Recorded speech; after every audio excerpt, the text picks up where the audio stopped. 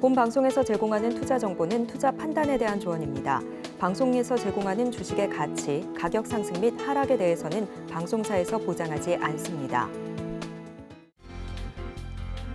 실시간 정보 브리핑입니다. 이번 주 목요일과 금요일 증시에는 굵직한 이벤트가 예정돼 있습니다.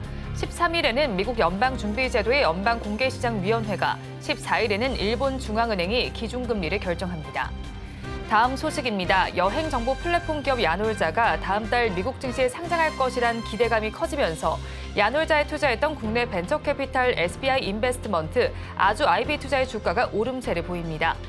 SBI 인베스트먼트와 아주 IB 투자는 2017년과 2018년 야놀자에 각각 160억 원, 200억 원을 투자한 바 있습니다. 세 번째 소식입니다. 국내 3대 피부 미용 기기업체로 꼽히는 제이시스 메디칼의 주가가 급등세를 보입니다. 프랑스 사모펀드 운용사 아키메드가 제이시스 메디칼 인수를 위해 지분 공개 매수에 나서기로 했기 때문입니다. 마지막 소식입니다. 오늘 대구와 울산 등 영남 일부에 올여름 첫 폭염주의보가 내려졌습니다. 오르는 기온만큼 빙그레와 롯데 웰푸드 등 빙과주의 주가도 뜨겁게 반응하고 있습니다. 증권가의 전망도 긍정적인 만큼 앞으로 꾸준히 관심 가져보시기 바랍니다.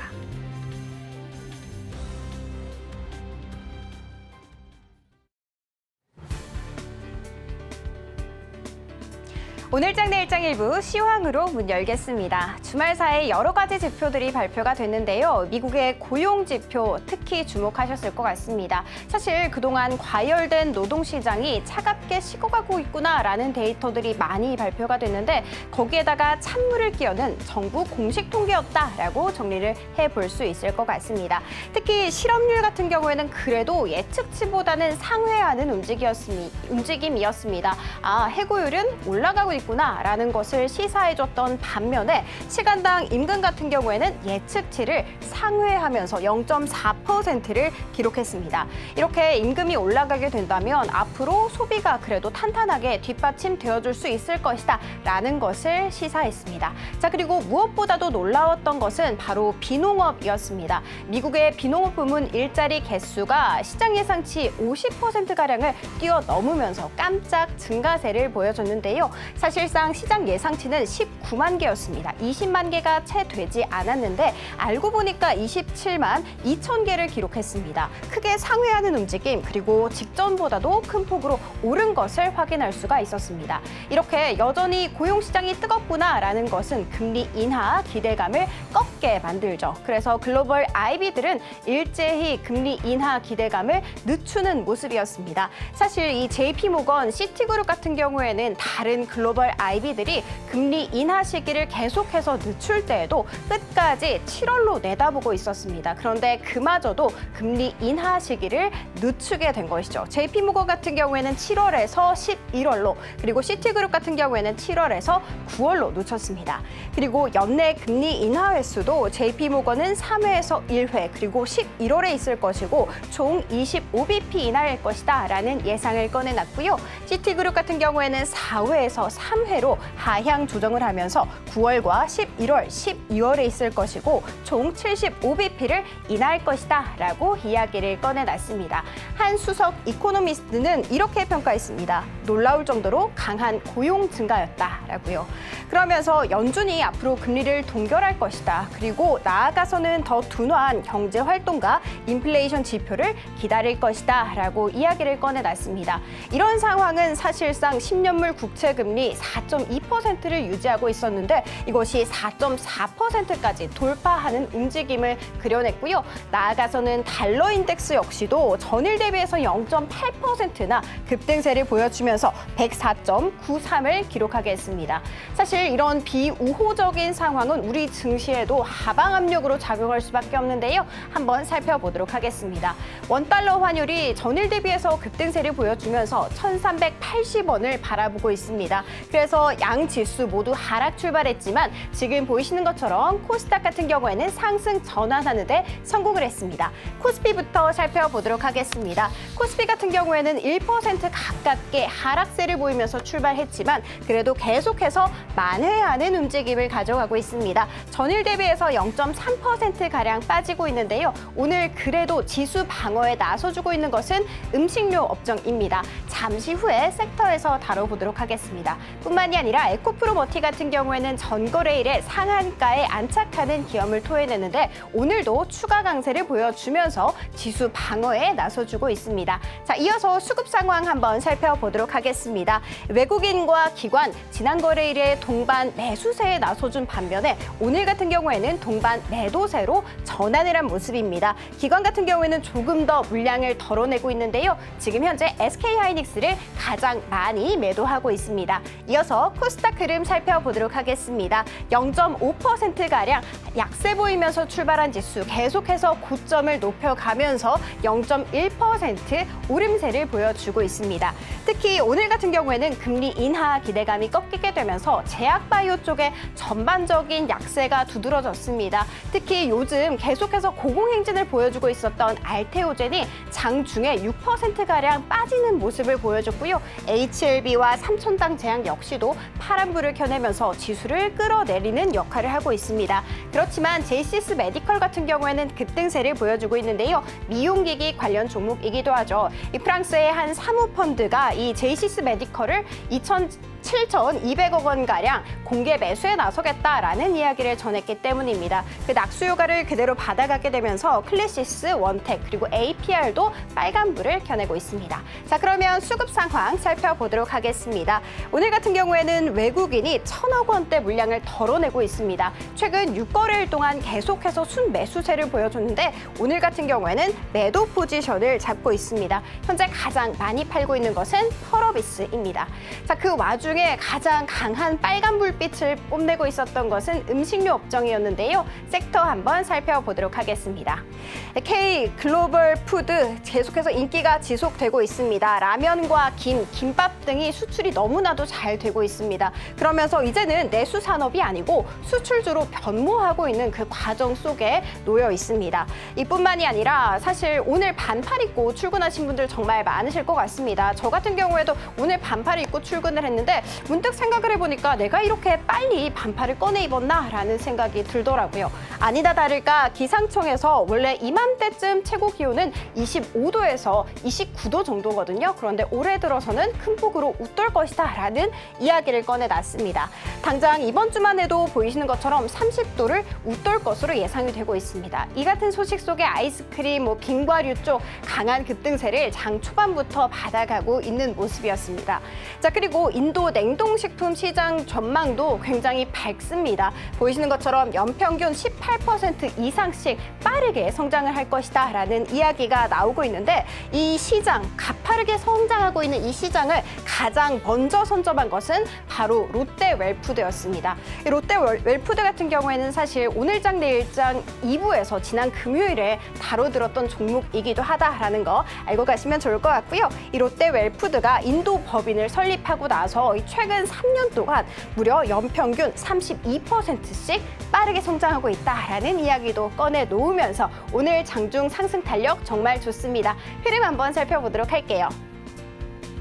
네, 오늘 롯데웰푸드 같은 경우에는 계속해서 고점을 높여가면서 12%가량 지금 상승세를 보여주고 있고요. 특히 삼양식품 같은 경우에는 최근에 증권가에서 80만 원까지 TP 상향 조정하는 움직임을 보여줬습니다. 오늘 같은 경우에는 6%가량 급등세를 보여주기는 했지만 일부 상승분은 조금 반납한 모습입니다. 그 외 네 종목 모두 다 빙과류 관련 종목이다라는 거 알고 가시면 좋을 것 같고요. 혜태제과식품, 크라운제가 장 초반부터 상한가 직행하더니 지금도 풀리지 않은 채 거래가 되고 있습니다. 자, 이 시각 시황 한번 살펴봤고요. 남은 오후장도 저희와 함께 하시면서 현명한 투자 전략 세워가시면 좋을 것 같습니다. 지금까지 시황센터 장은이었습니다.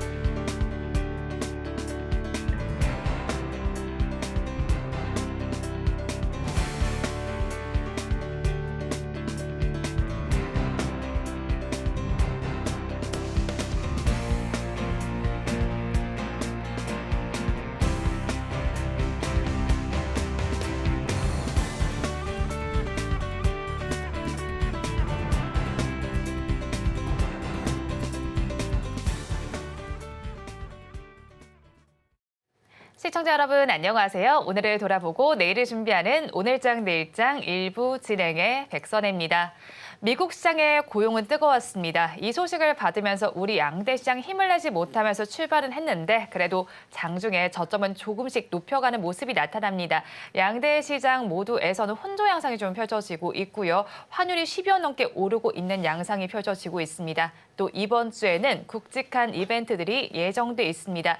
미국과 일본에서는 기준금리를 결정하게 됩니다. 특히나 이번 FOMC에서는 점도표가 공개되는 만큼 이 점을 주시를 해보시면 좋겠고요. CPI와 PPI 발표도 예정이 되어 있고요. 현지 시간으로 오늘 WWDC 역시 열리게 됩니다. 증시가 이 부분을 어떻게 소화할지 저희 방송 통해서 지켜보시기 바랍니다. 저희 방송은 유튜브를 통해서도 보실 수 있습니다. 유튜브 검색창에 서울경제TV라고 검색하시면 저희 방송과 함께 하실 수 있으니까요. 많이 참여해 주시기 바랍니다. 6월 10일 월요일입니다. 오늘장 내일장 일부 본격적으로 출발합니다.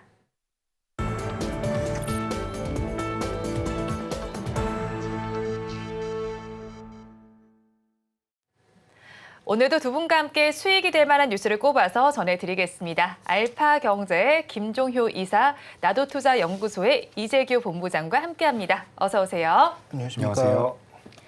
네, 오늘 시장 혼조 양상을 펼치고 있는 가운데 이 종목군에서는 뜨거운 양상이 펼쳐지고 있습니다. 음식료와 관련된 쪽입니다. 또 주말 사이 뉴스가 나온 부분 보니까 세계 식량 가격이 3개월 연속 증가하는 모습이 나타나면서 밥상 물가가 오르지 않을까라는 우려감도 나타나고 있습니다. 이 세계 식량 가격 얼마나 지금 올랐습니까?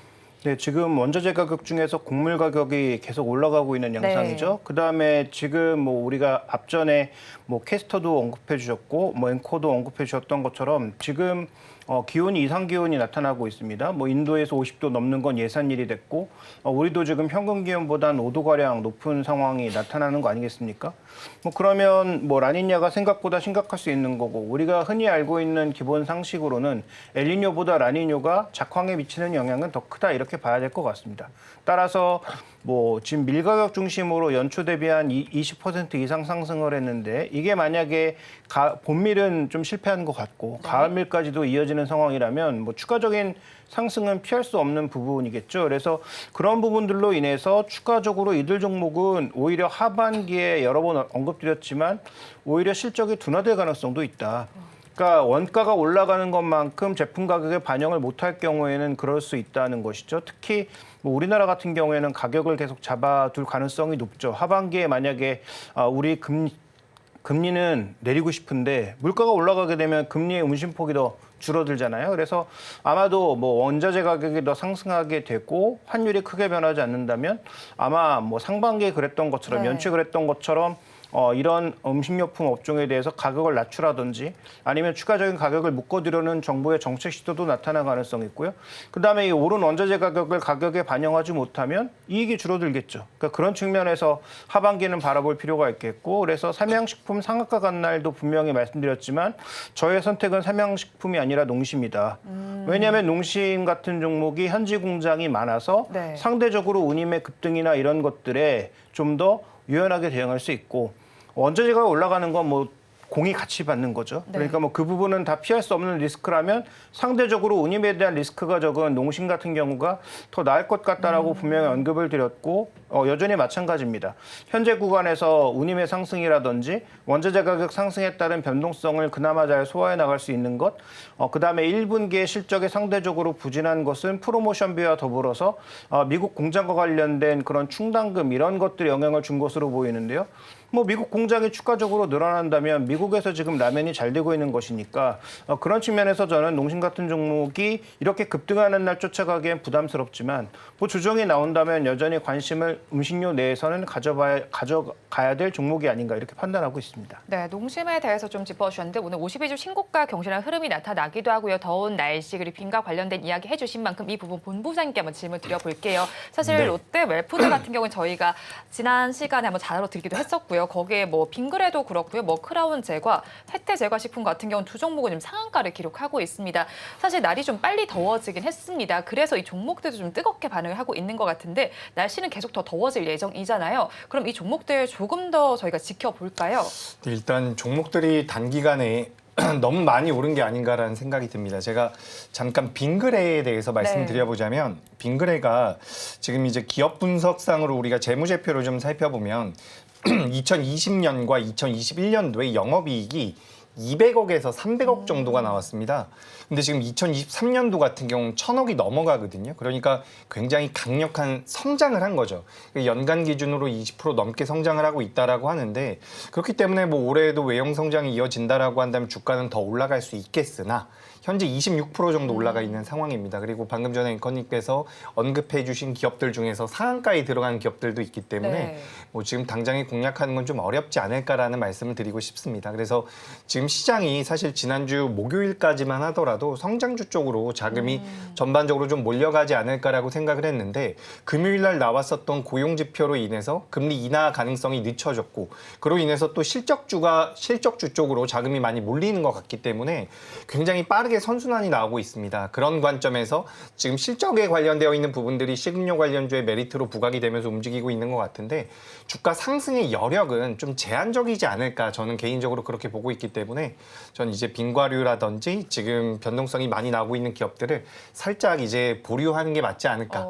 보유하고 계신 분들이야 좀 더 끌고 가도 되지만 신규 매수를 하기에는 당일 기준으로 20% 넘게 올라온 종목을 말씀드리는 것은 거의 뭐 상따 수준이기 때문에 저는 오늘은 좀 자제하는 게 어떨까라는 의견 드리겠습니다.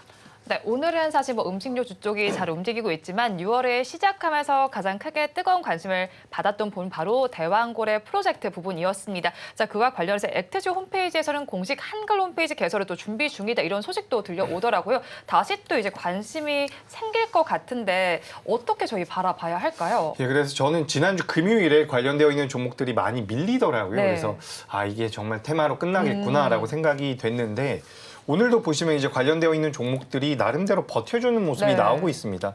지금 한국가스공사 같은 경우도 플러스 5%, 6%대의 상승이 나오고 있고요.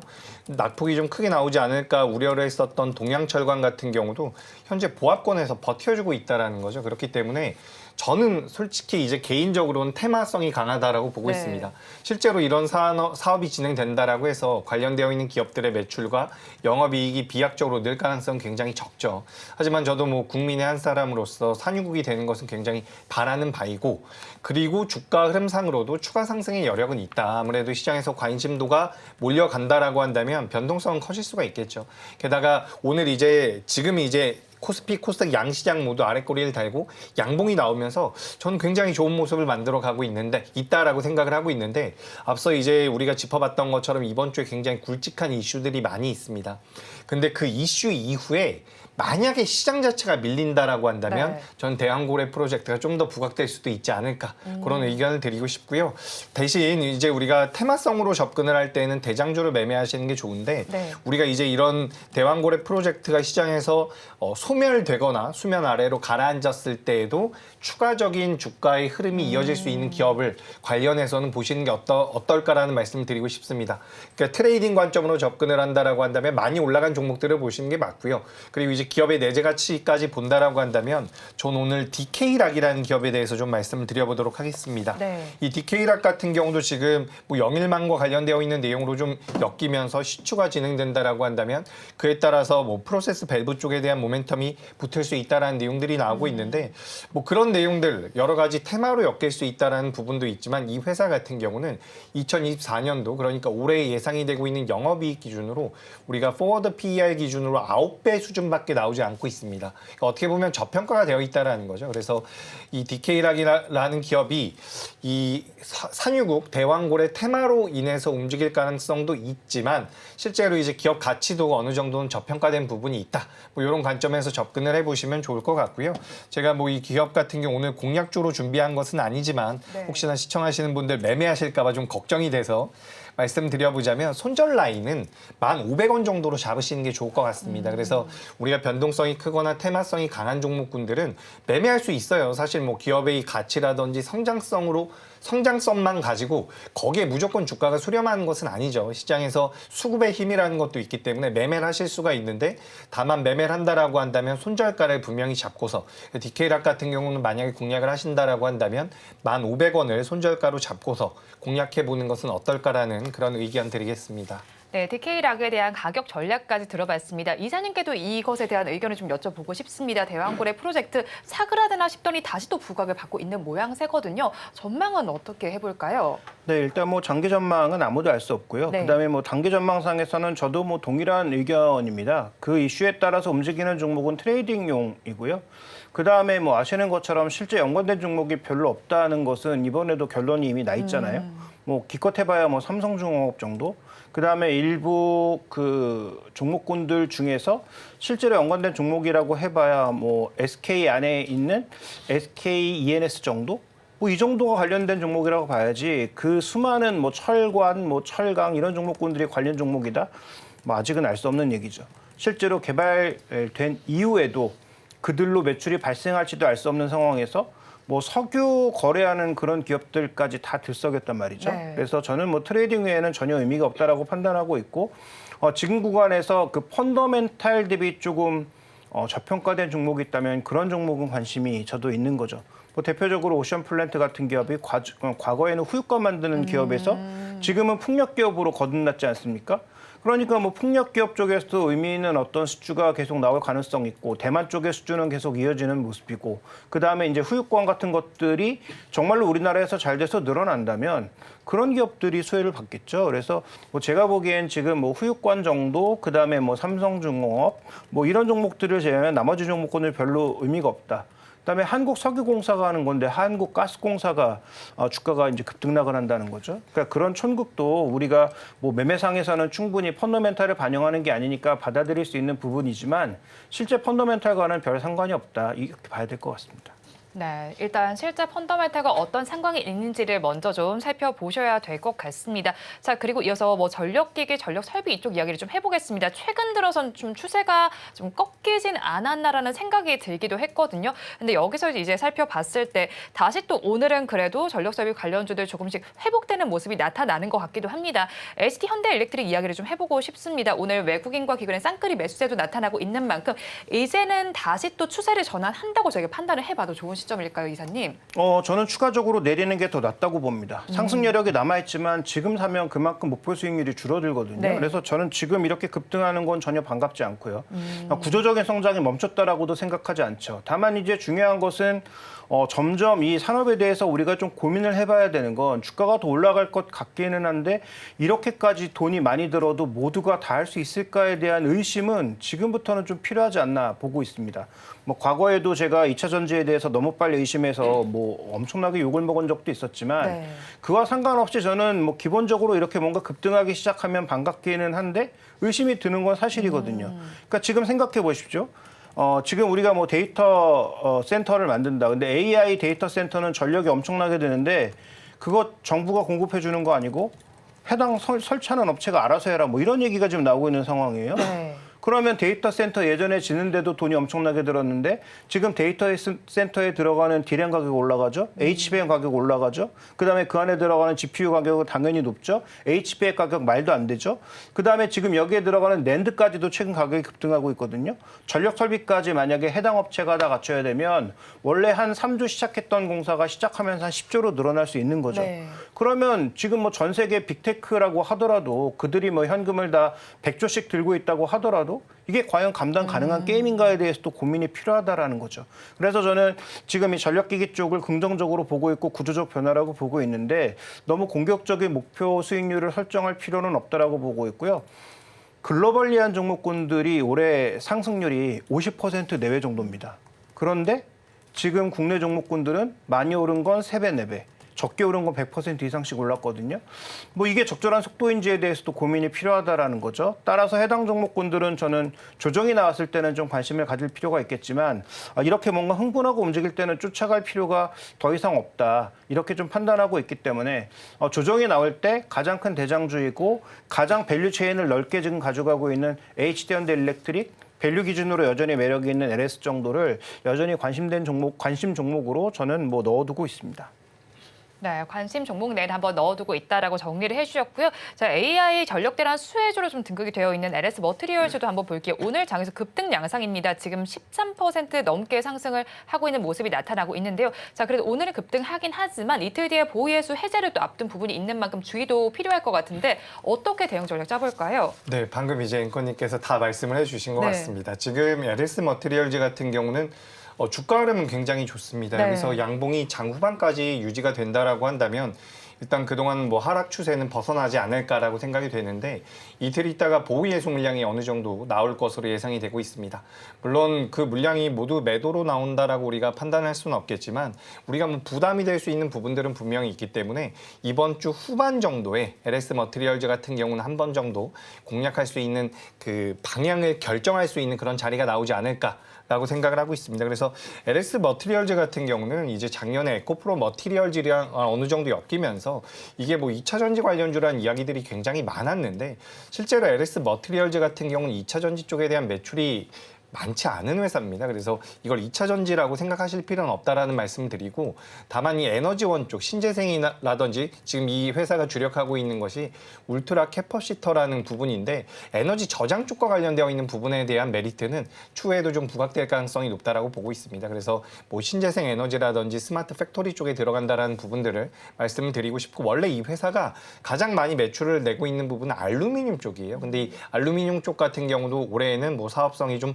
나아질 수 있다. 그리고 추가적으로 이제 2차 전지 쪽과 크게 관련이 없다라는 말씀 드렸는데 우리가 배터리 시스템을 만드는 쪽에 있어서 부품을 올해는 납품할 가능성이 있다라는 이야기는 되고 있습니다. 그렇기 때문에 우리가 시장에서 이야기하는 뭐 양극재라든지 전구체라든지 전고체라든지 우리가 완벽하게 2차 전지 쪽과 엮인 소재 기업이다라고 말씀드리긴 어렵지만 LS 머티리얼즈도 조금은 엮여 있다라는 말씀드리고 그리고 오랫동안 조정받은 이후에 반등이 나오는 것은 굉장히 반갑다. 하지만 보호예수 물량이 있기 때문에 조금만 우리가 이번 주 후반 정도까지 주가 흐름 보고서 공략해 본다라고 한다면 지금 이게 이 기업 같은 경우 상장되고 나서 계속해서 빠지고 있었던 모습이거든요. 네. 그래서 기술적인 반등은 어느 정도 나올 수 있을 것이다라는 의견 드리면서 오늘 13% 정도 변동성이 나왔기 때문에 좀 관심 있게 보시지 않을까 해서 특징주로 준비를 해봤습니다. 네, LS 머티리얼즈 오랜만에 급등하기는 합니다만 그래도 보호예수 물량 해제를 앞둔 만큼 주의도 필요해 보입니다. 이어서 미용기기와 관련된 이야기를 해보겠습니다. 화장품과 더불어서 미용기기의 수출도 긍정적이었습니다. 최근 들어서 계속 좋다라는 이야기를 많이 전해드렸었는데 이런 추세 언제까지 좀 이어질 수 있을까요, 이사님? 네, 일단 뭐 수출이 긍정적으로 나타나고 있고 이 기업들에게 중요한 점은 보통 이 장비 기업들의 특성은 네. 장비 한번 팔고 나면 매출이 확 떨어지죠. 왜냐하면 뭐 다시는 것처럼 장비 팔고 나서 그다음은 유지보수니까 유지보수는 생각보다 별로 매출이 안 나오거든요. 그래서 이 장비 기업들은 이 매출의 큰 변동성 자체가 결국은 밸류 할인의 원인인데 이들은 아직도 지역을 넓혀나가면서 장비 자체도 팔고 있지만 더 놀라운 건 소모품을 팔기 시작하면서 오히려 소모품의 이익이 더 좋아서 소모품의 마진율이 더 높아서 소모품을 섞어 팔면 마진율이 더 올라가는 그런 특성을 가지고 있는 게 이들 종목의 핵심 포인트인 거죠. 그래서 매출이 늘어나면서 계속 이익이 같이 증가하고 있는 QRP가 같이 증가하고 있는 대표적인 종목이라는 점이고요. 그다음에 최근의 특징은 제이스 메디칼은 벌써 이게 두 번째인 것 같은데 누군가 지분을 사러 들어오면서 이들 종목의 가치를 재평가받게 하고 있다라는 점이 또 특징인 거죠.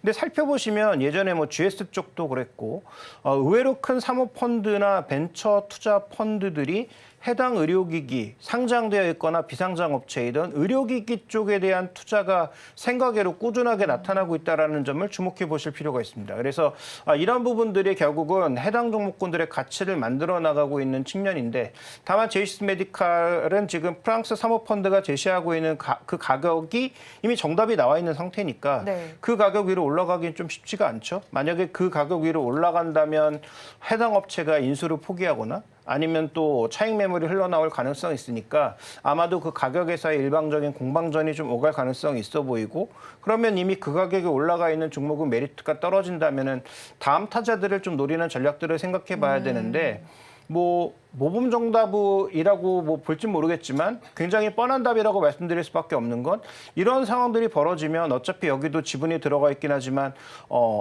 업종 대표주를 볼 수밖에 없지 않나? 그래서 저는 뭐 클래시스에 대한 집중도가 더 높아지지 않을까? 좀 이렇게 보고 있습니다. 네, 클래시스에 대한 집중도가 높아지겠다라고 말씀을 전해주셨는데 사실 파마 리서치 같은 경우도 매각설이 휩싸였던 바가 있는 만큼 제이시스 메디칼이 다음 주자로 파마 리서치를 예상하기도 하는데 이 부분 어떻게 생각하십니까? 근데 뭐 물론 가능성이 있고 실제로 뭐 뉴스가 나와봐야 좀 더 확실해지겠지만 결국 이쪽은 계속 아까도 언급드렸던 것처럼 큰 특징은 계속 사모펀드라든지 PE라든지 이런 쪽에서 지분을 사고 싶어 한다는 거죠. 네. 왜냐하면 말씀드렸던 것처럼 기기 팔고 끝이 아니고 기기를 팔고 난 이후에 한번 이용한 사람들이 효과가 있기 때문에 지속적으로 이용하고 그 소모품에 대한 전반적인 마진율이 생각보다 높다라는 것 자체가 포인트가 되고 있어서 어떻게 보면 굉장히 꾸준하게 현금 창출할 수 있는 사업이라는 점에서 나중에 사업이 더 커지거나 영역이 넓어지면 그 수출하는 영역이 넓어지면 더 비싼 값에 팔 수 있거든요. 결국 P라고 하는 거는 성공 여부를 떠나서 나중에 이거 다시 팔아먹으려고 사는 사람들이니까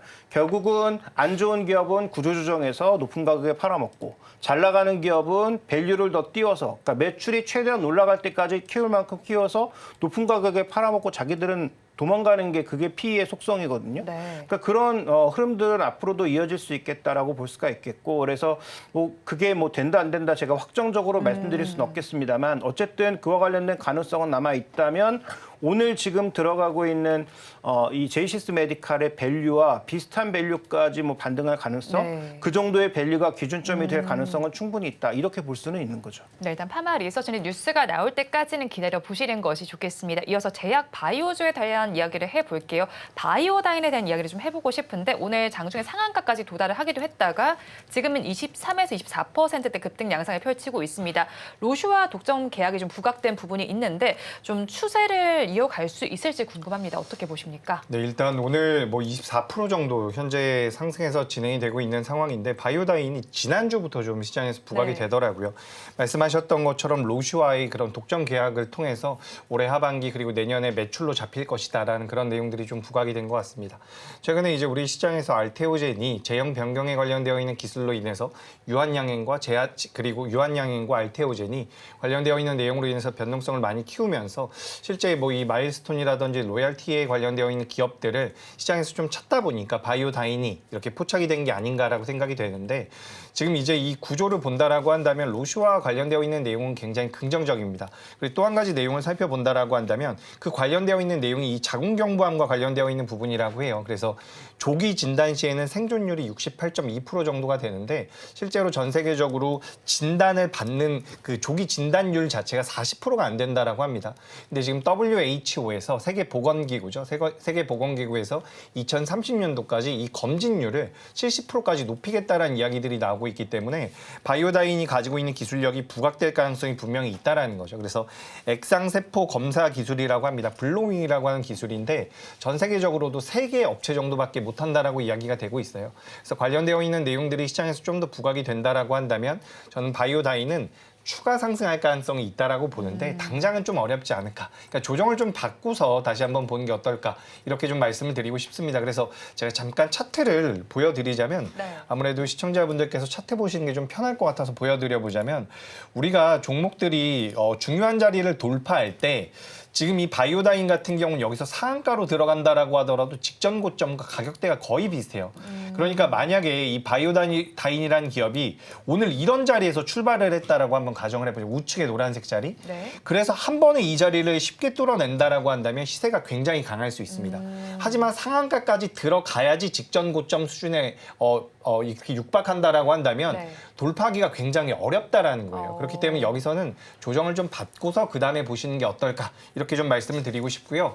그리고 제가 앞서서도 말씀드렸다시피 전 지난주부터 성장주 쪽으로 자금이 많이 몰릴 거라고 생각을 했는데 금요일날 고용지표 나오고 나서 지금 성장주 쪽으로 자금이 좀 애매한 부분들이 있습니다. 그래서 네. 이번 주에 굉장히 큰 이슈들이 많은데 그 이슈 이후에 미국의 국채금리가 어느 정도 수준에 와 있는지 만약에 4.3이나 그 이하로 내려와 있다라고 한다면 그때는 바이오다인을 비롯해서 제약바이오는 강세를 보일 가능성이 높습니다. 하지만 미국의 국채금리가 계속해서 뭐 4.4라든지 그 이상에서 멈춰 있다라고 한다면 제약바이오를 포함한 성장주들 같은 경우는 좀 더 시차가 벌어질 가능성도 있기 때문에 이 부분 이번 주에는 굉장히 중요한 이슈들이 많습니다. 그래서 이 이슈들을 좀 챙겨보면서 제약바이오를 비롯한 바이오다인을 대응함에 있어서 좀 참고를 하시면 어떨까 이렇게 의견 드리겠습니다.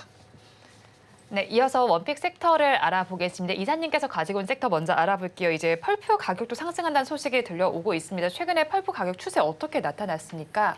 네, 저는 한솔지지를 말씀드리려고 하는데 뭐 최근 들어서 뭐 무림 PMP라든지 이런 기업들까지 펄프 가격 올라간다. 그래서 뭐 반등한다 이런 얘기 나오고 있는데 실제로 그에 대한 수혜를 좀 제대로 받을 수 있고 1분기에 실적으로 이미 검증받은 기업은 한솔지지가 뭐 유일하다 이렇게 봐야 될 것 같습니다.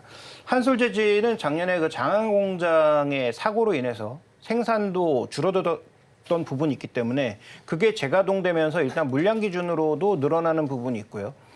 그다음에 이 기업이 은근히 수출 기업입니다. 네. 수출 비중도 한 50% 내외가 뭐 경기에 따라서 좀 더 늘었다가 줄어들기도 하는 그래서 그 정도가 수출 비중이기 때문에 이것도 수출 기업이에요.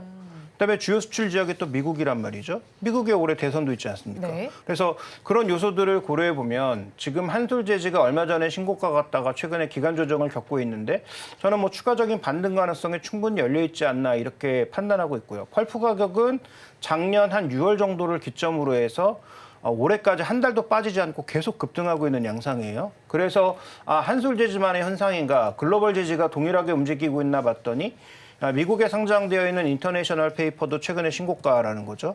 그래서 이런 종목군들의 움직임을 종합해보면 한솔재지도 뭐 그렇게 거래가 많이 되는 종목은 아니지만 추가적인 성장 여력이 있지 않나? 이렇게 판단하고 있는 거고요. 자, 이 종목 BPS가 31,000원입니다. 지금 주가 10,000원이죠. PBR 개념에서 봤을 때 0.3배 내외에 있는 종목이에요. 네. 그다음에 이 기업이 지금 올해 기대되고 있는 영업이익 기준으로 EPS를 계산해 보면 주당 3,000원이 넘습니다. 그런데 지금 주가 얼마죠? 10,000원이에요. PER로 3배가 되는 네. 기업이에요.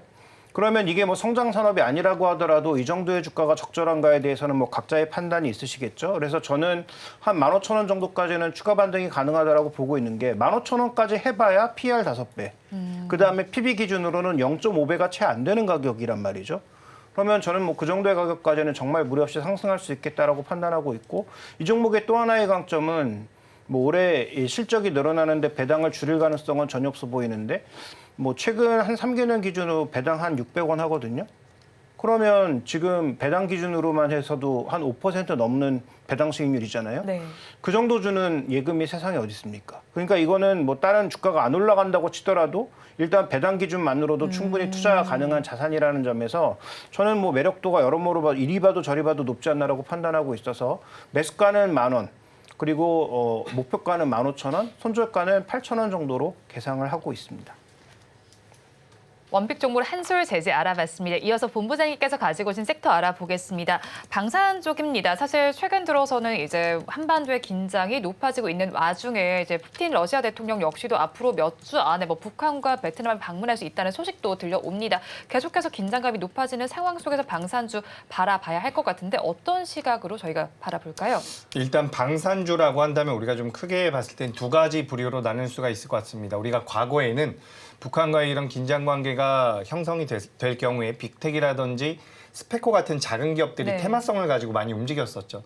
근데 재작년부터는 러시아와 우크라이나 전쟁 이후에 우리나라 기업들이 수출을 많이 늘려가면서 한화 시스템이라든지 LIG 넥스원이나 현대 로템 같은 좀 규모가 있는 기업들이 실제로 수출에 호조를 보이면서 굉장히 좋은 주가 흐름을 보여왔습니다. 하지만 최근 들어서 다시 한번 이제 북한 쪽에서 우리나라에 계속해서 어떻게 보면 도발을 하고 있죠. 우물풍선이 왔다라는 그런 문자도 계속해서 알림이 들어오고 있는데 이런 부분들을 우리가 좀 생각해 봤을 때 최근에 이제 방산주들이 크게 움직이느냐 여부를 본다라고 한다면 작년부터 올해까지 좋은 모습을 보였었던 기업들이 주가 흐름은 아직까지는 제한적으로 나오고 있습니다. 물론 작년부터 올해까지 많이 올라왔다라는 부분들이 어느 정도 영향을 미치고 있는 것 같은데 반면에 제가 두 가지 부류로 나눌 수 있다라고 했는데 테마성을 가지고 움직이는 빅텍이나 스페코 같은 기업들 같은 경우는 오히려 최근에 주가 흐름이 좀 더 잘 나오고 있다라는 거죠.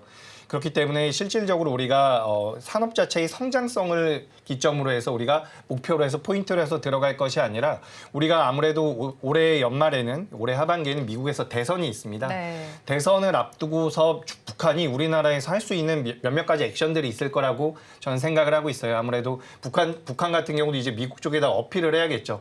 야, 우리도 있다. 이렇게. 그런 식으로 이제 북한이 계속해서 대선까지, 미국의 대선까지는 무언가 우리나라의 이런 액션을 계속해서 취할 가능성이 높다라고 보고 있기 때문에 단기적으로 이제 테마성을 가지고 있는 방산주들을 좀 보시는 게 어떨까라는 말씀을 드리고 싶습니다. 그래서 이런 기업들 같은 경우는 제가 앞서 말씀드렸던 것처럼 우리나라 시장이 성장주 쪽으로 자금이 옮겨간다든지 시장 자체가 어떻게 미국의 채권금리가 빠져가지고 올라간 것과 여부와는 크게 상관이 없이 개별적인 모멘텀으로 움직일 가능성이 높기 때문에 저는 방산주를 좀 보시는 게 어떨까라는 말씀드리고 그중에선 테마성을 가지고 있는 종목 중에서 빅텍이라는 기업을 말씀드려 보도록 하겠습니다. 그래서 사실 제가 우리 방송에서 이렇게 좀 규모가 작은 기업들을 말씀드린 적이 거의 없어요. 제가 지난주에도 롯데 에너지 머티리얼즈 같은 기업들, 시가총액이 좀 큰 기업들을 말씀드렸는데 오늘은 제가 트레이딩 관점으로 이 빅텍이라는 기업을 한번 말씀을 드려보도록 하겠습니다.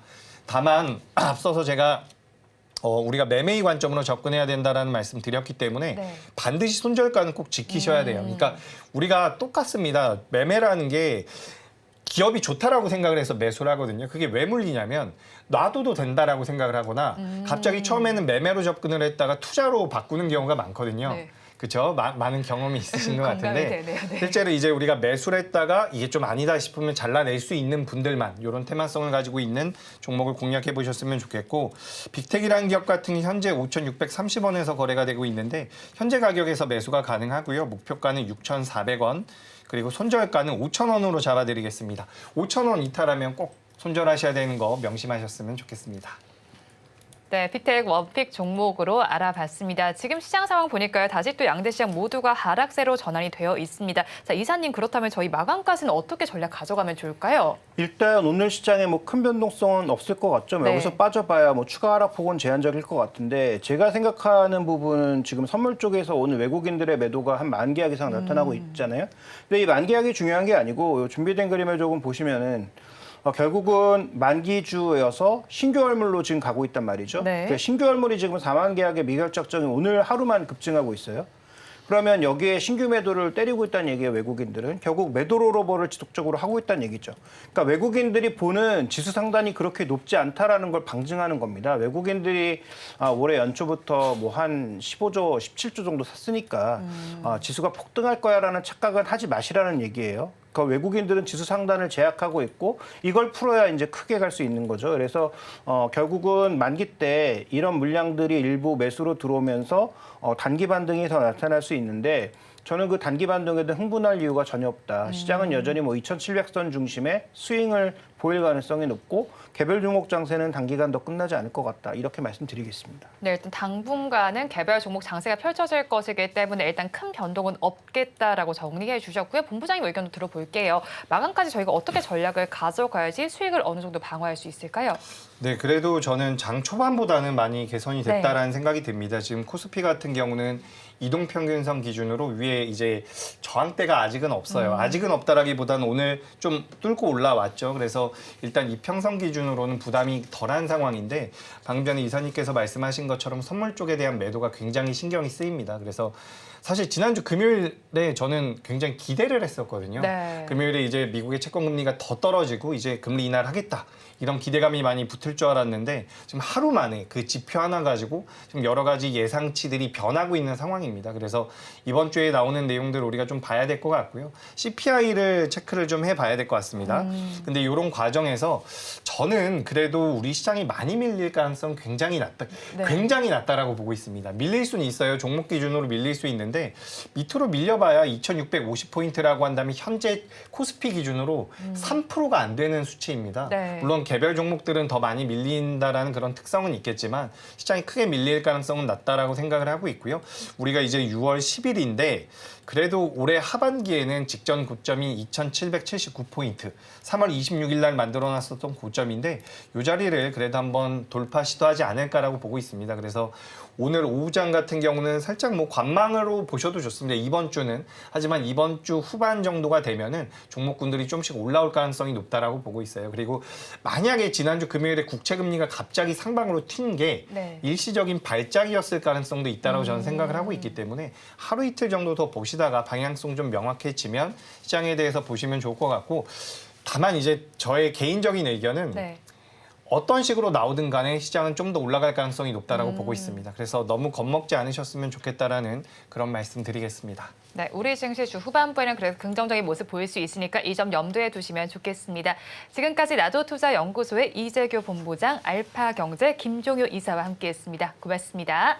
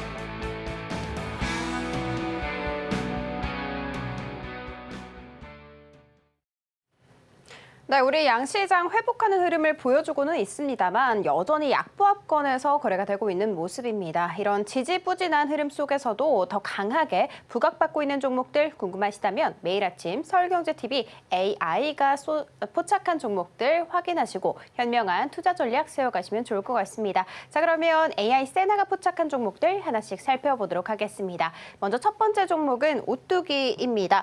보이시는 것처럼 모멘텀 90점, 차트와 수급 85점, 실적과 신호 강도 80점으로 종합점수 84점 기록하면서 포지션 가능하다라는 것을 알아갈 수가 있었습니다. 음식료 업종 요즘 주가 상승세가 두드러지고 있는데요. 특히 오뚜기 같은 경우에는 최근에 출시한 냉동치킨 가정 간편식이 큰 인기를 끌고 있다고 합니다. 이런 이야기 꺼내 놓으면서 앞으로 실적도 더 개선될 수 있을 것이다라는 긍정적인 전망까지 나오고 있는데요. 오늘 흐름은 어떻게 흘러가고 있는지 살펴보도록 하겠습니다. 네, 오늘 흐름 한번 보이시는 것처럼 오늘 장 초반부터 빠른 증가세를 보이기 시작하더니 지금 현재는 고점 부근에서 거래가 되고 있다라는 거 알고 가시면 좋을 것 같습니다. 자, 이어서 두 번째 종목 살펴보도록 하겠습니다. 두 번째 종목은 KB금융입니다.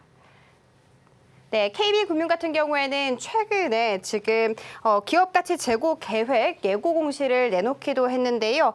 실적은 85점 그리고 나머지는 모두 다 80점을 기록하면서 총 종합 점수 81점으로 포지션 가능하다라는 것을 알아갈 수가 있었습니다. 이를 토대로 해서 기업 가치 재고 계획을 마련해서 올해 4분기에는 공시할 예정이다라고 밝힌 이 종목, 오늘 흐름 어떻게 흘러가고 있는지 살펴보도록 하겠습니다.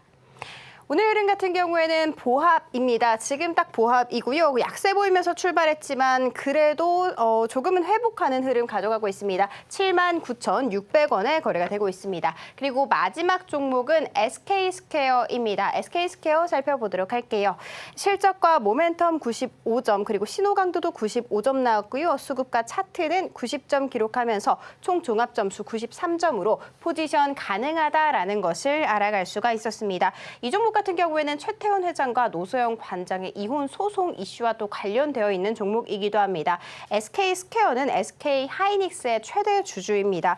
SK하이닉스의 배당금을 받으려면 SK가 이 SK하이닉스 기분을 갖고 있는 SK스퀘어와 합병을 추진할 가능성이 높아지고 있다라는 이야기를 꺼내놨는데요. 오늘 흐름 어떻게 흘러가고 있는지 살펴보도록 하겠습니다. 오늘 장 초반 급등세를 보였습니다. 6%가량 치솟기는 했습니다만 이내 낙폭을 키우면서 지금 조금 지지부진한 모습이지만 여전히 3.5% 강세 보이면서 9만 원대에서 거래가 되고 있습니다. 자, 이렇게 세나의 포착 종목들 살펴봤습니다. 마감 후에 자세한 투자 전략 궁금하신 분들은 5시 30분에 방영되는 온트레이닝 AI를 통해서 확인하시면 좋을 것 같습니다. 이어서 오늘장, 내일장 1부의 핵심입니다. 오랜만에 전력기계주의 상승세가 나타나고 있습니다. 급등에 따라서는 추격 매수는 하지 않는 것이 좋겠다는 의견을 제시해 주셨고요. 다른 미국 고용지표 발표 후에 실적주로 자금 이동 현상이 나타나고 있습니다. 또 이번 주에는 FMC 등 빅 이벤트가 산재해 있습니다. CPI 발표, PPI 발표 등 여러 가지 이벤트들 꼭 체크를 해보시기 바랍니다. 본 방송에서 제공하는 정보는 투자 판단에 대한 조언일 뿐 해당 주식의 가치와 수익률을 보장하지는 않습니다. 오늘장, 내일장 1부에서 준비한 순서는 여기까지입니다. 저희는 잠시 후 2부로 돌아오겠습니다.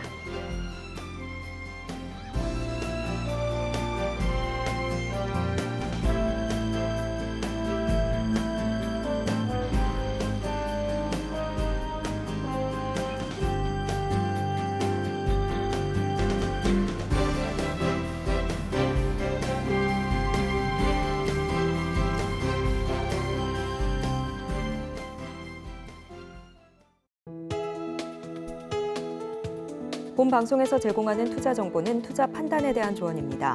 방송에서 제공하는 주식의 가치, 가격 상승 및 하락에 대해서는 방송사에서 보장하지 않습니다.